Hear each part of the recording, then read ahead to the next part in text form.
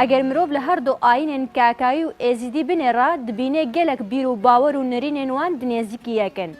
Şarezayên di herdû ola de dibêjin ku ev herdû ol du olên Kurdiyên resenin û gelek tiştên hevbeş di navbera herdû ola de heyne lêş hevûdû dicudayîne. Di êzîdxanê de em ê behsa herdû olên êzîdî kakayî bikin ew çi tiştin di hevbeşin li navbera wan de.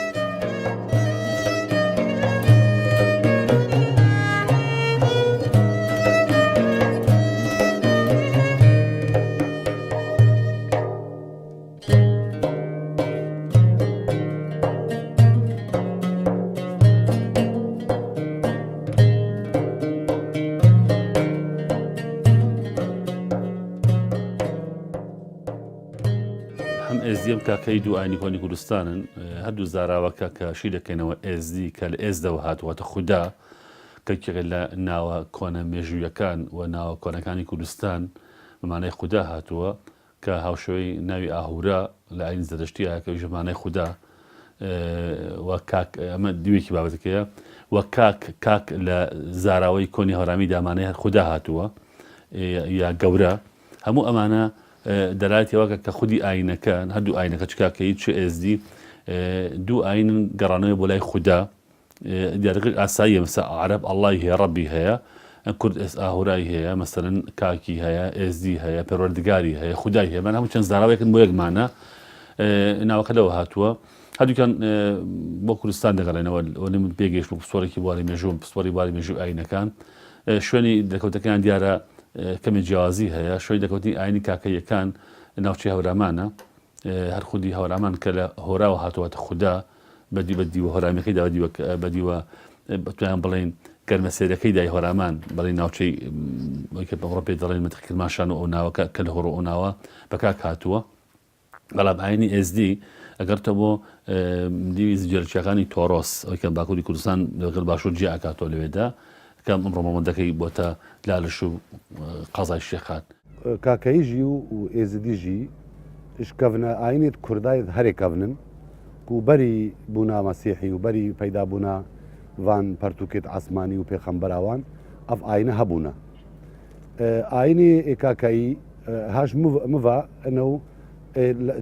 لەقەکەش ئاینی ئێزدی چەنگ و ئەم بینین وەکو نۆکە دیارت بتژێ دەرێت مێژووی و ئێزدیاتی کەڤنترین دینە سەر ڕووی جیهانێ هەر سەردەمی سۆمەریە وەختێ ئەو تابلۆیە مێژووناس و ڤەکۆلەرێ جیهانی لاواری نابۆ دیتی سەر نویسی بوو ئێزدی بزمانی سۆمەری ئێزدی مەمانای ئەو ملەتێ خوددانێت ڕێیا ڕاست و پاقش و سەر ڕێیا حەقیت مەشن ئەو ئێزدینە پشتی هنگی وەختی ئێزدی هەلبەت ئێزدیاتیاوی وەختی نەوەکی ئێزدیاتیان نۆکەیە یا پشتی شیخادی ئەف حەد و سەد و چینێت هاتی نەدانین ئەوە نهۆیت هاتی نەدانان ئەمما بەری وان ئەدیانە و بەری هاتنە پێخەمبەراوان ئەف ڕێوڕسم زۆربەی وان ڕێرەسمان نۆکەژی ناو ئێزدیادا پەیڕەون و ئەو کاکایی گەلەکت نزیکێکن هەندێک ژێ دەرت بێژن و ئەزدایی هەبوو دین ئێزدی و کاکایی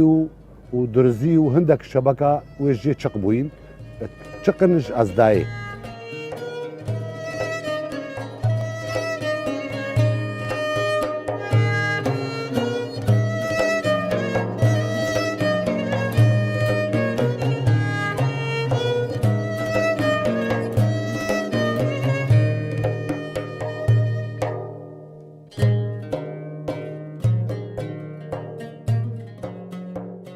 دیارە هەردوو ئاینەکە ئاینی کوردین و ڕێگەکانیان دەگەڕێتەوە بۆ ناو ئاینە ئاریەکان دینی ئاریەکان هەتا 14 سەدە بەر لە زایان یەک دین بۆ کە پێوتراوی دینی ئاری پشت ئەستور بە دوو هێز هێزی ڕووناکی و خێر بەرامبەری هێزی تاریکی و شەڕ ئەم هێزانە لە ململانیان ئەوە هەمیشە ئەوانەی کە کاری خێرەکەن هاوکاری ئاهورمزدان ئەوانەی کە کاری شەڕەکەن هاوکاری ئەهریمن و هێزی تاریکین ئەمە درێژەی کێشاوە تا دینی میترایی دینی میترایی وەکو شۆڕشێک لە ناو دینی ئاریە بەڕاستی نەک هەر دینی نەتەوە ئاریەکان بۆ 600 ساڵ دینی هەموو ئەوروپاش بوو هەرچی نەتەوەش لە ئەوروپا ئەژی بە ئاری و بە غێر ئاریەوە میترائیزم لەوێ باڵا دەست بووە تا ئێستا کاریگەری دینی میترایی لە ناو کەنیسەکان لە ناو هونەری ئەو وڵاتانە بیناسازی ئەوە ماوەتەوە بەڕاستی مەبەستم بیناسازی کۆنە پاشان زەردەشتێت وەکو شۆرشێک لە ناو میترائیزمە یەت بۆ دەرکردنی ئەو ڕاز و ئەفسانە و جادوگەری ئەوانەی کە بنەمایەکیان بنەمایەکی عەقڵیان نییە لە ناو دینی زەردەشتیان نرانە ئەولا یعنی بەڕاستی وەکو شۆرشێک بوو بەسەر ئەفسانە یارسان و ئێزدێت هەردووکیان بەڕاستی بنەماکان بنەمایەکی ئاریە و دینی کوردن هیچ پەیوەندیەکی وان بە دەروی کوردستانەوە نیە ئەو پەیوەندیانەی کە دروست کراون لە سەردەمە جیاجیەکانە لە ئەنجامی کاریگەری ئەو دین و مەزهەبانەی کە لە سەریان بوونیان باڵادەست بوون یاخود بۆ خۆپارێزی و خۆشاردنەوە و لەسەر ئەو کۆکوژی و ئەو هێرش و پەلامەرە ناڕەوایانە کە کراوەتە سەریان ئەبینی هەندێک شتیان تێکەڵ بووە گینە هەندووکیان دینی کوردین هەر بۆ نمونە چۆن ئەڵەم دینی کوردیم کاکەیەت سەر هەڵدانی گەشەکردنی پیرۆزیەکانی قیبلەی ئاوی کەوسەری هەموو تێکستە دینیەکانی کوردی اف ديانتت يعني الدفرة ميسوبوتاميا پیدا بوين و كردستان بتايبت پیدا بوين تقريبا امتشين بيجن راهو الرسالة فان اينا حماد كهنا ايك يعني قالك تشتت حبشك نيفاوان ديانتا ده هنا جوان ديانتت هريد سركي مثلا ديانتا ميترائية ازدياتية كاكاية واد بجنة يارسان يعني افا چندينا كن ميجويدت بجنفان ديانتا أديان الحقيقة أنكو أفي اعتماد وان السر راستيه شي حتى زردشتيش كفتت في خانة دا يعني أفا هرسي چار دينك أو ديانتنا كو إبهرابتر الدورة كردستاني پیدا بوينو اوان قالك خالد هبشكت نيف برا هفدو دهنا ايك شوان اوكو اوان ديانتا ايمان مثلا دياردت سروشتي حياه يعني همو ديان افان چند ديانتا ايمان يعني دياردت سروشتي هينا چونك بيجن افعر دا مادام خودي چيكريا اذا درست كرنا فان دياردا معناتها اوايكو خودي فيا غورينه كي بيخت عردي وجا چی در کفتنا هایوی و روژه و ستیرا و دیار دا هاوین و زوستان و بهار و بفر و باران و لافا و افتشته همو يعني افا دياردنا افا ديانا همود بيجن افا خودي تشي لازم ام ريزيلي بقرن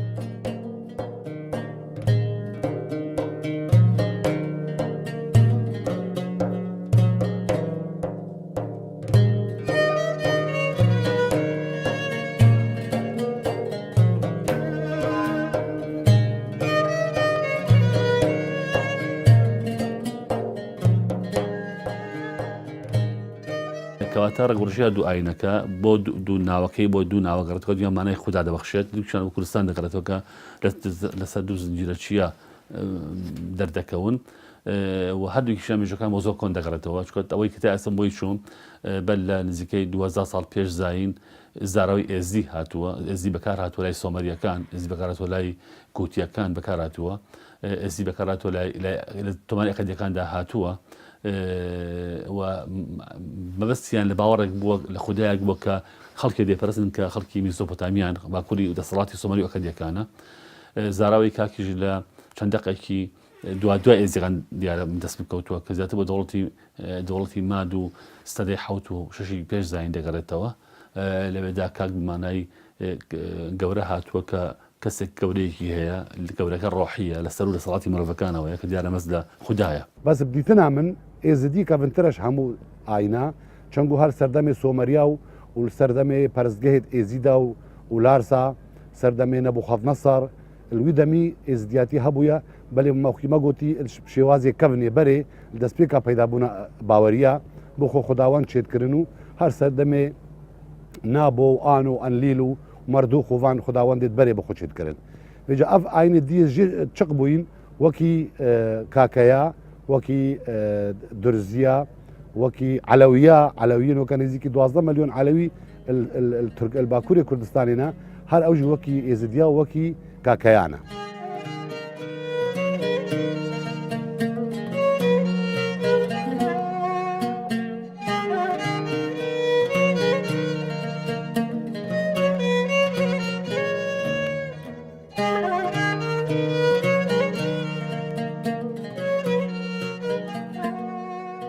ئەمان هەردووکیان ڕووناکی بە پیرۆز دەزانەوە تا ئێزدیەکان بەیانیان و ئێواران کە ڕوش دەبن بۆ خۆر لە بەرەوە ئەمە تەقلیدێکی میتراییەکان پێیان وایە خۆر خودی خوانیە بەڵام خواوەند دەگێ لەناو خۆرا بەناوی خواوەندی میترا ئەم دوو دینە هەردووکیان ئەتوانم بڵم تا ئاستێ لە ئاستەکان داخراون مثال کاکەی خەڵق قوبوڵەکەم بێتە ناویان و قوبوڵژەکەن خەڵک دەرچێ بەڵام بە ئاستێکی زۆر کەم وەکو بڵێ لە ناچاریە ئێزدیەکان ئەوە بۆ خۆیان دینێکی داخراون ئێمە هەمومان نزانین قبول ناکەن کەس بچێتە دەریان و تەبشیریش نیە هیچ کەس وەر ناگرن بێتە ناو دینەکەی خۆیانەوە تێکستەکانی یارسان هەمویان وتم کوردین و بە دیالکتی گۆرانیشن گۆران وەک زمانێکی ئەدەبیەوە من کتێبێکمەیە لەو بارەوە گۆران دیالەک نییە بۆ قسەکردن گۆران زمانە بۆ زمانێکی ئەدەبیە بەڕاستی ئەوان تێکستەکانیان هەموو بە گۆرانن اینجا ئەو ڕێگانەیان کە ئەچێتە ناو دینە ئاریەکان هەم هاوبەشێکی تریان ئەداتێ و ئەو هەموو هێرش و پەلامار و لەشکرکێشیە بۆ سەریان کراوە ئەویش هاوبەشێکی تریان دەداتێ لەبەرەوەوانە دینی کوردی بوون و ڕێگێکی کوردیان بووەوە هەمیشە ترس هەبووە لەوانەیە ئەو دینانە لە کاتی گەشەکردنیانە یان باشتر خودناسینی خۆیانە ترسێکی نەتەوەیان هەبێ بۆ سەر ئەوانەی کە پەلاماریان داون تشتێکی گەلێکی مهمە نێواوان یعنی تایبەت دیانەتە ئێزدیاتی و یارساندا ئەوواک و هەردوو دیانەتە ئەدەمەکی داهاتینە بیرروباوەریتوان بتر گرێدای یعنی هزرێت میترایینە ئەمە ئێزدیاتیژی و یارساژی بەهرا بترێ بیرروباوەریتوان گرێدای هزر و بیرروباوەریت میترایانە ئەو میترایی وان سەخلەتە ئەم هەردوو جی ئەم بەرێ خۆ دنە ڕۆژێ و ڕێزەکە مەزن ئەم دنە ڕۆژێ چونکەمت بێژن ڕۆژێ قوبلەتە یا خودەیە و ڕۆناهیا خودەیە ئاشک نورا خودەیە ئەگەر نەش ڕۆژێ بتن چتشت لەسەر عردی پەیدا نابێت ژیان لەسەر عردی پەیدا نابێت هەکە نەش ڕۆژێ بێت ئەوەش ئالێ ژیانیڤە وش ئالێدیڤژی ئەم بێژن ڕۆژ نیشان یانژی بەختەوەریە خێرەیە دژی تاریک و بەختەوریە شەڕیە ئیدەن هەردەماکی وەختی ڕۆژ هەی خێریە هەی ئەم وسات بێژن ئێزدیژی و یارساژ بێژن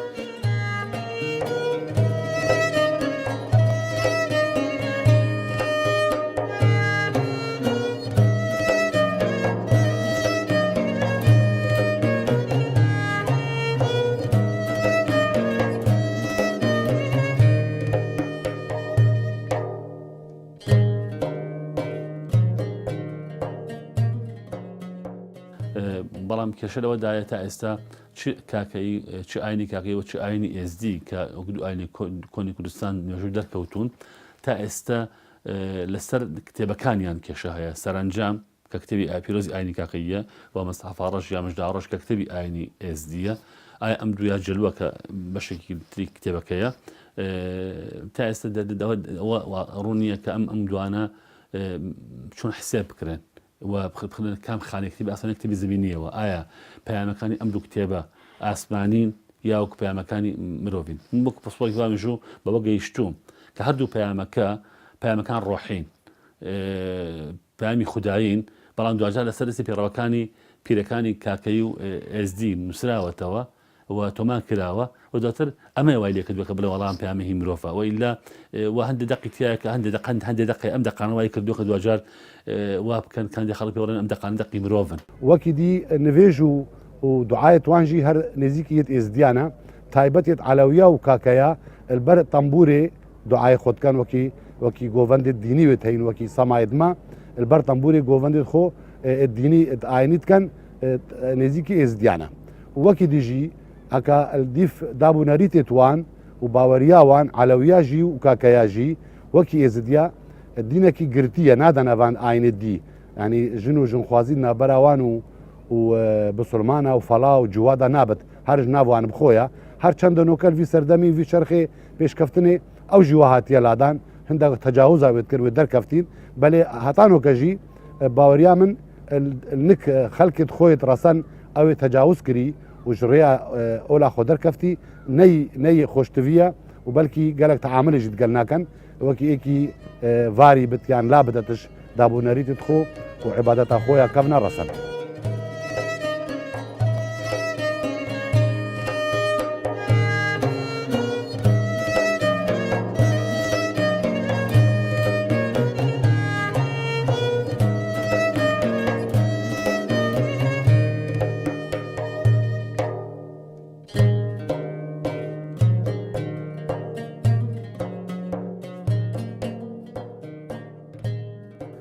هەردووکیان یەک دینین ئێزدی و کاکایی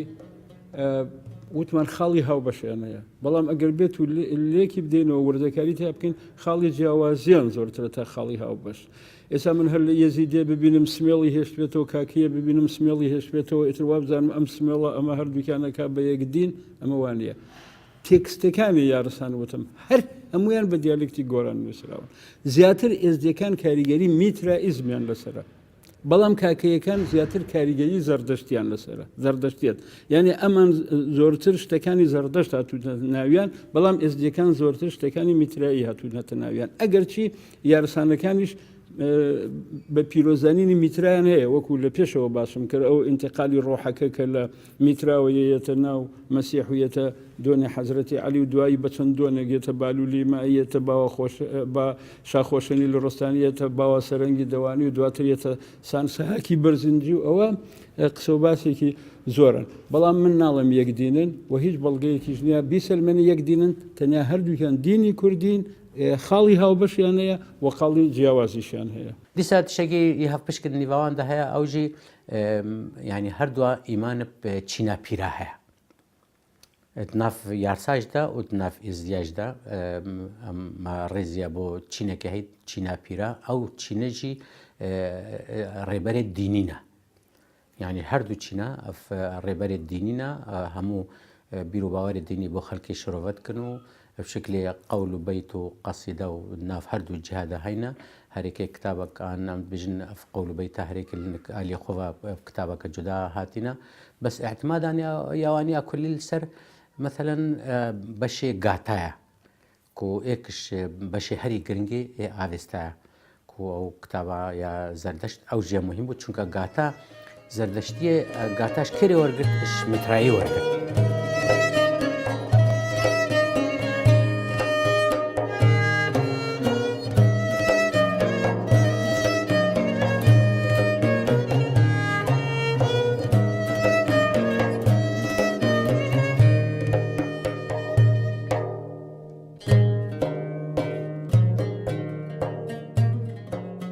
ئەکرێ کۆنتر بێ لە کاکەی چکە خودی ناوەکە تا ئەسەکەم پێگەیشتم ئازی کە بەمانای خوددا هاتووە زۆر لەو شەی کاک کۆنترە لە ڕووی مێژووی قسەکەم دیارە ئەمە دیارە ئەکرێ ئاینیش قسەی خۆی لە وارەیە بەڵام کۆنترینی ئێزدی و دواکەوتنی کاکەی هیچ لە کەمی کاکی و گەوری ئێزدی کەم ناکاتەوە چکە ئیسلام دوای مەسیحیدا دەکەوێت بۆ نمونە دوای جوولەکەدا دەکەوێت لەسەرێکی ئیسلام لە ئاین جوولەکە پێڕوانی زیاترە بەهێزتریشە بۆ نمونە ئەوە علاقەی بە کۆنتازینی مۆزوعەکە بەڵام کۆنێت ئەمڕم ئاینی ئێزدی کۆنترە چکە وشەکە کۆنترە مێژووی پەرستن و گەڕانەوە بۆ ئێست کۆنترە چکە ئەو کاتە ئێست نای خودداوەندێ بۆ کە خەڵکی پەرستوێتی وەڕەڕسمی بۆ ساز کردووە مەراسمی ئاینی هەبووە سروتی ئاینی هەبووە دواتر بجا ئاینی کاکەی دەردەکەوێت لە کوردستان جارێکی زۆر ئاساییشانی ئەوە نێ بەڵێ لە کۆدەکەوت بێت لە ڕۆ مێژوەکەیەوە بەڵام خاڵی گەرەنگی مێژووی ئەوەیە مثلەم دوو ئاینە کە دەرەکەون ئایەکە نیاگرن نەخی دوو ئاینی جیاوازن ینی لە دوو قۆناغی جیاجیا دەردەکەون ینی یەک ئاین دین ئاگادار بە و دوو ئارەسە جێ هاتوون بەڵام هەردوویان سەرچاویان هەیە هەردوویان بە کورتی ئاینەیە بەندەکانی خوددا وەلای خوا بگەڕنەوە بەڵێ وەکی پێزانیتمە هەمان تەفسیرە وەکی بەرێ خودەیەک هەبوو دنیایێ شخۆ دوڕێک ئافراند ئەو دوڕە بژقی عەرد و عاسمان و مرۆڤ و ئاژەڵ و داروبەر و ئەوژێ چێبوون هەمان تەفسیر کاکایاژی واهەی و نک عەلەویاژی واهەی و نک دروزیاژی واهەی و هەندێک شەبەکژی وەکی گوتنە جەنابێ سەیدای دکتۆر مەهدی کاکایت بێژت گەلێک شەبەکاژی بەرێ سەر ئاینێ ئەزدایی بوون کو ئان ئێزدی بوون و وەکی دژی بۆ مرن و ژیانێژی نک ئێزدیا و نکوان دینێت کەونە دینێت کوردەواری و کەونە باوەرن سەر ئاستی مرۆڤاتیە هەمیێژی بەری بوونا مەسیحی و عیسایی و موسایی و وان پێخەمبەرێدی ئەوان باوەری هەیەک و ڕۆح نامرێت ڕۆحت مینت گیان جەستا فەنات بت و ڕۆحت زڤرتا ڕەبێ خۆ فجا ئەو ڕۆحە هەکەیە باش بت قەنجی کردبن خێرکردبن دێچتت بەر مرۆڤەکی باشدا وەکە بەرەو ڤاژێژی نەباشی کردبن دێشتت بەر گیانەوەرەکی دوڕندەدا.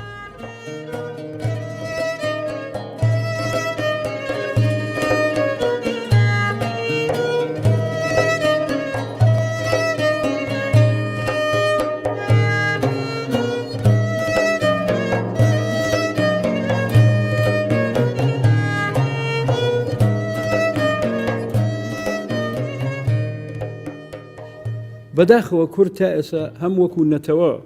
خودناسینی نییە، هەم وەکو تاک زۆربەی تاکەکانی خۆیان ناناسن. خۆناسین چەمکێکی معریفی عیرفانی ئەدەبی هونەری فەلسەفی هەتا دوای یان ڕنگدانەوەی هەمووی تایە ئەبێت تۆ بزانی چیت پێشینە چییە بۆچی خۆڵقاوی وەلەو ڕۆژەوە دەرک ئەەکەیت فامەکەیت بە دەوروبەرە هەتا ئەو ڕۆژەی دوها ناسەکانت ئەسپێری ئەبی لە ژیان ناچی بکەیت. ئالێرەو کە تۆ خۆت ناسیت تایبەتمەندیەکانی نەتەوەکەشت دەناسی. ملەتی کورد تایبەتمەندەکانی خۆی ناناسی. تا ئێساش زۆر هەندێک لە کورد کە ناوی یەزیدیە کاکەیەنێڵێ ئەستەغفرڵڵه قەیناک بابەت تۆ مسلمانی بەسەر سەر و بەسەرچاو من مسلمانم بەڵام ئەمە سامانی منە ئەمە سامانی نەتەوەی منە لە ناو ئەم دینانە ئەبێ من سامانە نەتەوەیەکەی خۆم بناسم لە مێژوو لە ئەدەب لە عیرفان لە شتەکانی تر بەڕاستی نەکرێ یعنی ئێمە بڵێن کوردین و ئەو شتانەی لەو دوو دینان ئاشکرانە بنلامان هەر ئاینەکی هاتی جدا بووی پەیدا بووی و بیر و باوەڕێت خۆیت جدایت هەین و وتڕێکە یعنی خاص و چاکێکی ڕان وەلیەکی ڕەوێ هەرێکی هاتیە سەر عەردی و ئەو بیر و باوەڕێ هاتینە یعنی بەڵافکردن ناف خەڵکێدا. بەس بۆچی من یعنی من ئیشارەتە فێرێدا مگوت ئەڤ دیانەتە هەمووان بژنێت دیانەتێت یعنی ئەدیان الحەقیقە یعنی دیانەتێت ڕاستیە کو ئەو ڕاستیا خودی سەر عەردی پەیدا کری ئەمن سەروان بیر و باوەڕان ڕێوەچن لەومە هەرێکێ بنەڕەتێت خۆ و بیر و باوەڕێت خۆ و ئەرکانێت خۆیت جداوێت هەین چی ئزدیاتی بێت چی یارسا بێت چی ئەف دیانەتێتی زەردەشتی بێت سابیا بن ئەڤە هەرێکێ بیر و باوەڕێت خۆیت جداوی هەین بەس نێزیک بوونەکت ناواندا هەیە بۆچی مگوت نێزیک بوونەک چونکە ئەف دیانەتە هەموو نە دیانەتێت سەماوینە هەموو دیانەتێت وەزعینە دیانەتێت عەردینە يعني ملتقيات نيفا كافان أديانا دا قلا في حي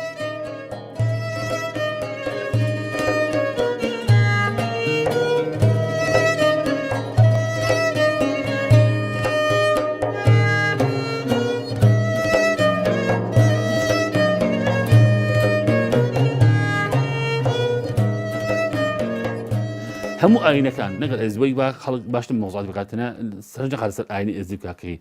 هلا همو آینه کان دا دو خالص زوجرن كيا باور هيا أرك هيا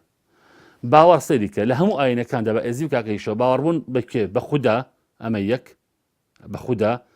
بفرشتة كان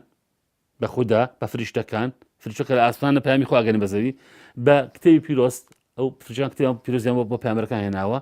سەریکە بە پەیامبەران بە ڕۆژی دوای ئەم باوەڕە کاتە باوەڕ بە خودا بە فریشتە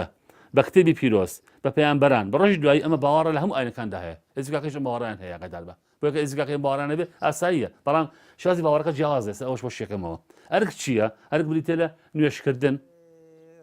نوێشکردن کە هەر ئاینەوە بەجۆر نوێژەکات ئەقەدار بە ئەوەش لە هەموو ئاینەکان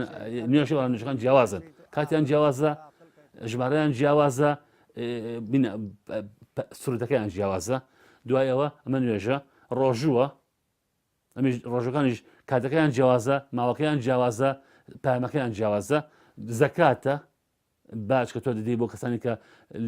خێر لە خۆ دەرەکەیت ئەمە خاڵێکی ترە چاکە بکە خراپە مەکە حەج عەفو حەج و چاک و خراپەکە حەجیشمان هەیە و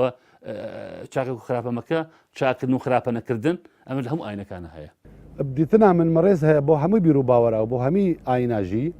بەس ئێزدیاتی کەڤنترش کاکەیە و عەلەویە و حتى زەردەشتیەژی کەڤنترە ئەم ئێزدی باوەریامەدا کەڤنترین باوەری یا ئێزدیا بووە لەسەر وەختێ دەستپێکە پەیدابوونا مرۆڤاتیە وەختێ بەشەری بخۆ ئاین شێکرین و باوەری خوداوەندە ئانین و دیاردێت مەترسیدارێت سروشتێ ئەتپەرستن بخۆ کردنە خوداوەند و هەتا نۆکان نەنگمەوێت بووینە شوونە خاسا و خوداوەندە و ئەم ڕێزێ لێت گرین